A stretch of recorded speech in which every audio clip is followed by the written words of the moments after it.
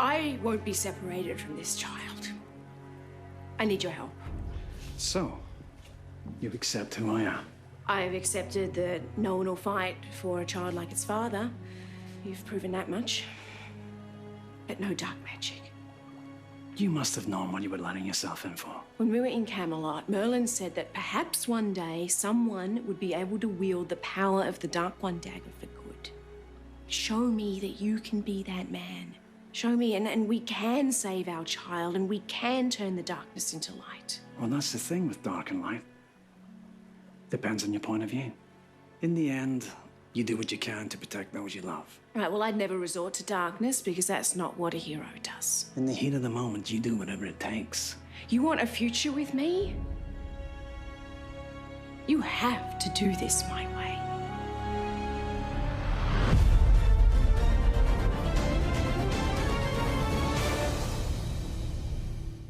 So how many of you like this sneak peek just as much as me? And I have a feeling a lot of you did, because it was just that good.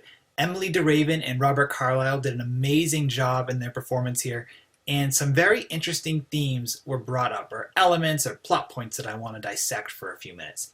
I really like this sneak peek, and I'm really looking forward to this episode now. Now, one thing I want to note is Emily DeRaven, I don't think, is a bad actress at all. I don't think she's as strong as Lana or Jennifer, but I do think she's pretty good. And here, I feel that she was given really good material and really able to shine with the material she was given, and really able to hold her own against Robert Carlyle. Now, not that she's competing against him, but Robert Carlyle is a very strong, very charismatic actor, and to have Emily go right against him and hold her own in this scene is very impressive. And of course, Robert Carlyle is stunning in this scene as well. He's very, very talented, and I really love the interactions between the two of them. They really feel like a married couple who has truly hit rock bottom, because their relationship is all over the place, and I really liked the way the two of them were portraying their characters here. So the first thing to bring up is Belle's strength. Belle does not want to give up the child. It makes sense. It's her baby. It's her firstborn, technically Rumpel's secondborn, but it's her baby. She is not giving it to the Lord of the Dead. She doesn't want to, and she wants Rumpel's help, so she's strong and being determined. It's very, very much reflective to me of the Beauty and the Beast Belle, that strong, independent, I want what I want, and I'm not going to let, someone get in my way. So I like that. I feel like this is the first time in a while I felt the movie Belle being channeled into the Once Upon a Time version of Belle, so I like that. Then I also love the fact that Belle referenced what happened in Camelot, where Belle had said that Merlin said to all of them that the darkness can be used for good, or the Dark One dagger could be used for good, if I'm quoting correctly.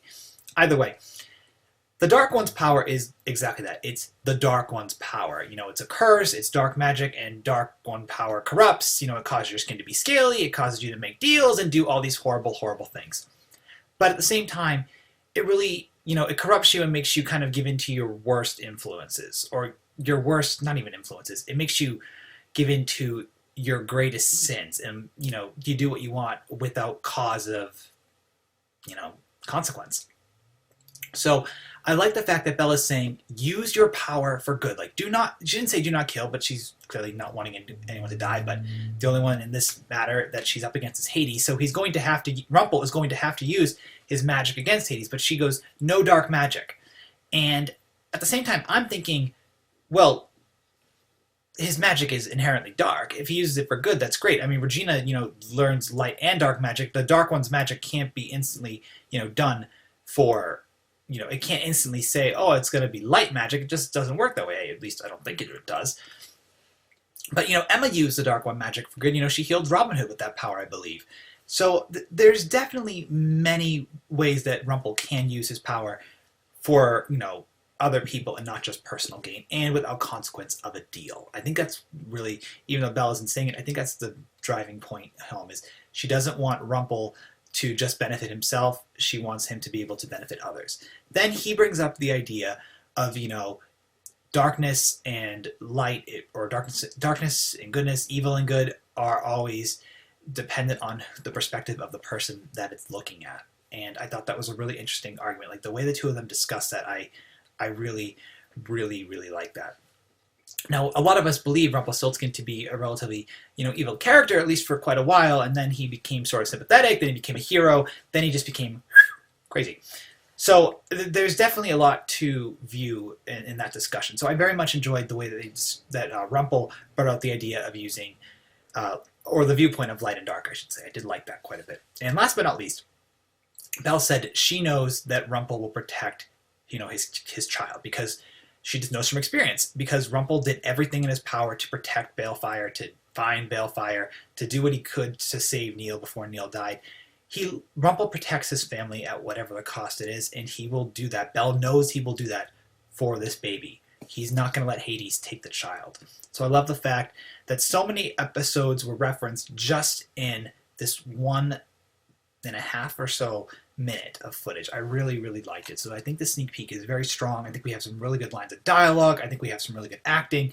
And I very much enjoyed the way all the themes were brought up here. So some very interesting points had occurred. So please share your thoughts about the sneak peek in the comments below. Thank you so much for checking out this review. The long review will be on this channel, and then there'll be a short review on other Roberts. So thank you for tuning in. Make sure to subscribe.